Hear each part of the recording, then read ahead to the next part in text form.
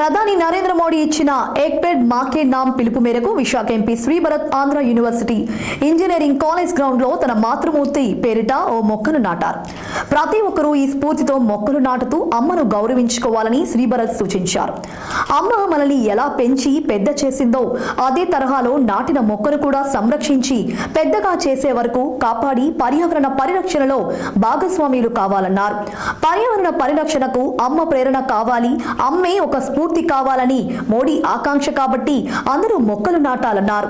Drugs రహిత AP ప్రభుత్వ లక్ష్యమని, మాదక ద్రవ్యాల కట్టడికి రాష్ట్ర ప్రభుత్వం పటిష్ట చర్యలు తీసుకుంటుందని, అందుకోసం దేశంలో ఏ రాష్ట్రంలో లేని విధంగా యాంటీ నార్కోటిక్ బ్యూరోను ఏర్పాటు చేసిందన్నారు.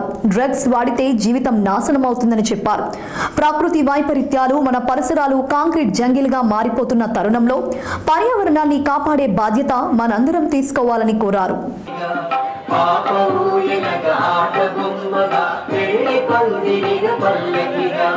జాలరి చెప్పగ కుమ్మరి సారిగ తాతయ్య చేతి కర్రగా, జాలరి చెప్పగ కుమ్మరి సారిగ తాతయ్య చేతి కర్ర.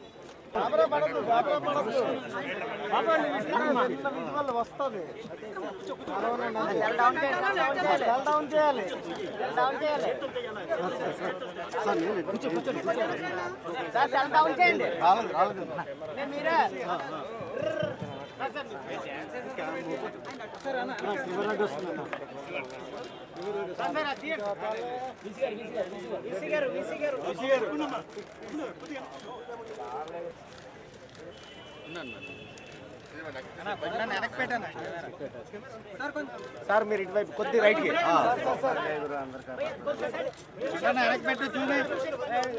వెనక్కి పెట్టానా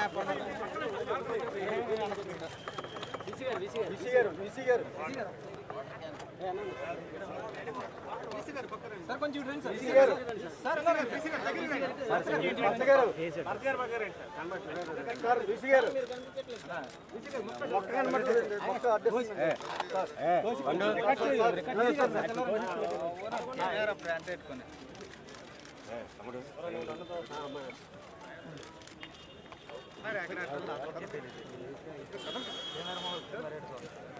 అన్నా ఫోన్ అన్నా okay sir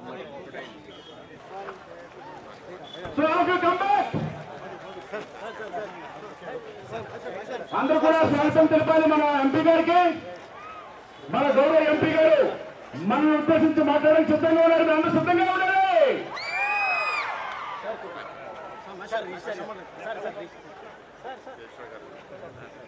hello dear students, ఆ క్యాడర్ లో ఉన్న వాళ్ళంతా మందిని దయచేసి రావాలండి.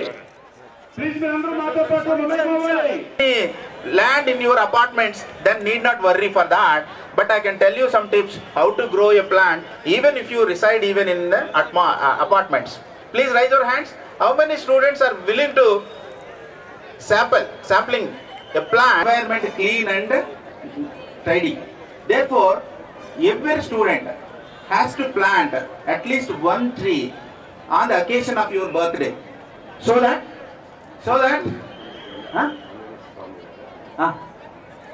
so that each tree will be considered as a carbon sink. That implies it absorbs carbon dioxide, retain in the form of its appendage. It includes trunk as well as other foliage of a tree. So if we have more forward rana done. అందరికీ నమస్కారం అండి. మొదటిగా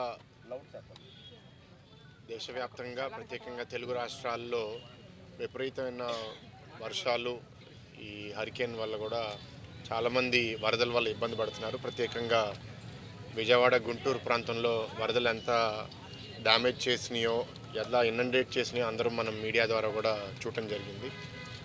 already కొన్ని ప్రాణాలు కోల్పోయాము, ఇంకా చాలామంది ఇబ్బందులు ఉన్నారు. అందరూ సేఫ్టీకి చేరాలని అండ్ నార్మల్సీ కూడా రిస్టోర్ అవ్వాలని చాలా త్వరగా కోరుకుంటున్నాము.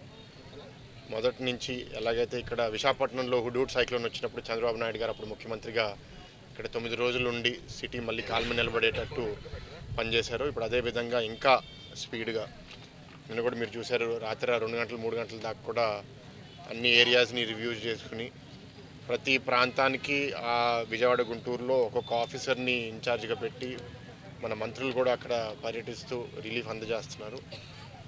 మా తరపు నుంచి కూడా ఇప్పుడు త్వరలో నేను కూడా సోషల్ మీడియాలో పెడదాం అనుకున్నాము. గీతం యూనివర్సిటీ తరపు నుంచి 50,000 మీల్స్ కూడా మేము ఇప్పుడు ఇక్కడ మా దగ్గర వండి ట్రైన్ ద్వారా పంపిస్తున్నాము ఓవర్ ద నెక్స్ట్ 2 days. ఇంకా అవసరమైతే ఇంకా మీల్స్ కూడా మా తరపు నుంచి ఒక రిలీఫ్ సపోర్ట్గా మేము ప్రకటించడం జరగబోతుంది. అయితే విజయవాడ ఫ్లడ్స్ ఇష్యూ తర్వాత ఇవాళ ఆంధ్ర యూనివర్సిటీకి రావడానికి కారణం ఏంటంటే ట్రీ ప్లాంటేషన్ డ్రైవ్. ఇవాళ 500 ట్రీస్ మాస్టర్ 1000 ట్రీస్ అక్కడ ఒక రోలో ఈ గ్రౌండ్ చుట్టూ ప్లాంట్ చేయడం జరిగింది. దాంట్లో 5 నేను ప్లాంట్ చేశాను.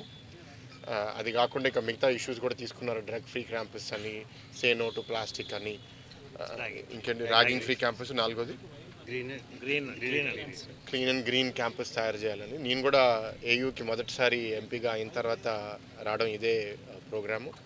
And incharge vice chancellor, registrar కూడా అపాయింట్ అయిన తర్వాత కూడా ఫస్ట్ టైం రావడం. సో పిల్లలతో మాట్లాడుతున్నప్పుడు చెప్పాను దట్ ఏయూ ఎన్నో సమస్యల వల్ల రకరకాల ఇబ్బందులు ఫేస్ చేస్తుంది.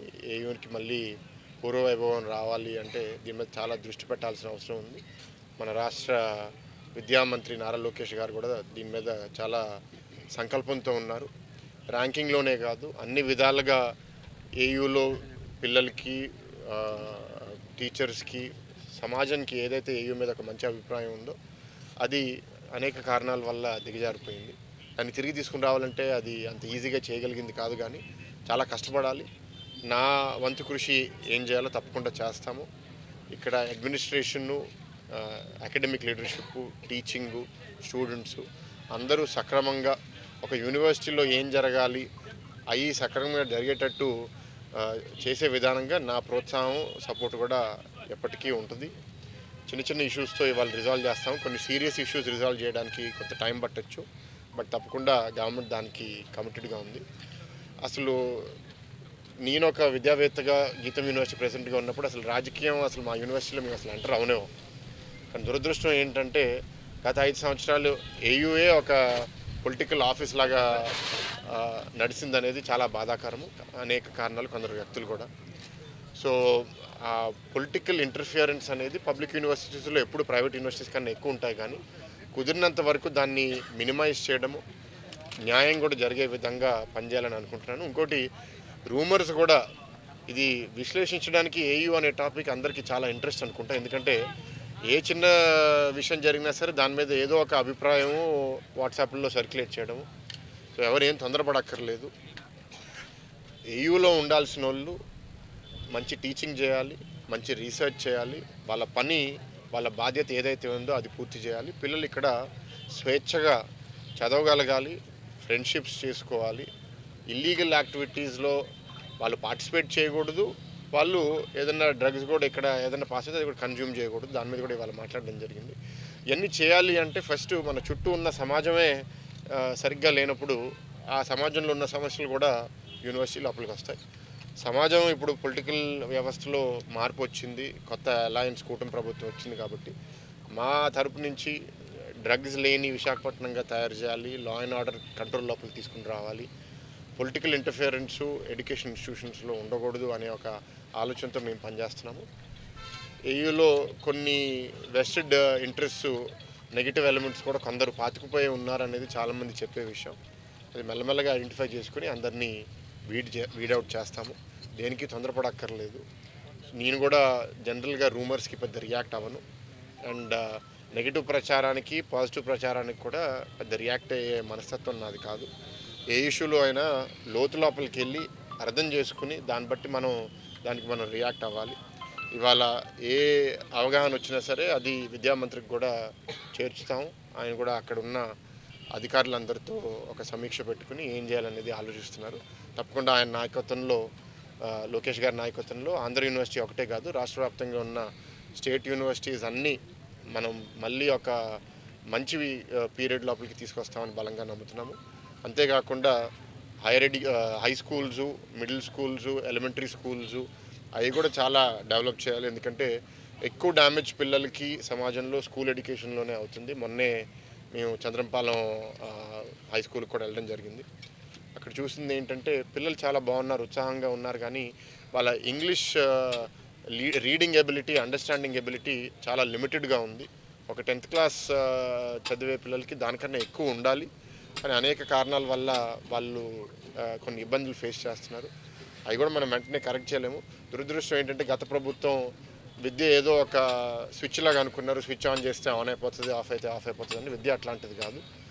విద్య ఒక చెట్టు పెంచడం లాగా, ఒక మొక్క నాటితే దానికి బాగా చూసుకుని నీరు పోసి ఎవరు దాన్ని హాని చేయకుండా చూస్తే అది ఒక మహావృక్షం లాగా అవుతుంది. కానీ అది మొక్కలాగే ఉన్నప్పుడు దాన్ని ఎవరో తొక్కేస్తే అది చనిపోతుంది. సో విద్యని జాగ్రత్తగా కాపాడుకుందాం. తెలుగు వాళ్ళు ప్రపంచవ్యాప్తంగా మంచి పేరు, మంచి సంపాదన కూడా పొందారు. కానీ అదే పేరు, సంపాదన మనం ఇంకా కాపాడుకోవాలంటే నైతిక విలువలు ఉన్న విద్య కూడా అందరికీ అందజేసి సంపదతో పాటు ఒక ఇంటిగ్రిటీ, వాల్యూస్ ఉన్న వాళ్ళు కూడా తెలుగు వాళ్ళు అనే పేరు సంపాదించుకోవాలంటే ఆంధ్రప్రదేశ్ ప్రభుత్వం మీద చాలా బాధ్యత ఉంది. ఆ విధంగా మా నాయకుడు చంద్రబాబు నాయుడు గారు, పవన్ కళ్యాణ్ గారు, లోకేష్ గారి నాయకత్వంలో మీ అందరం కలిసి పనిచేస్తాం. Thank you.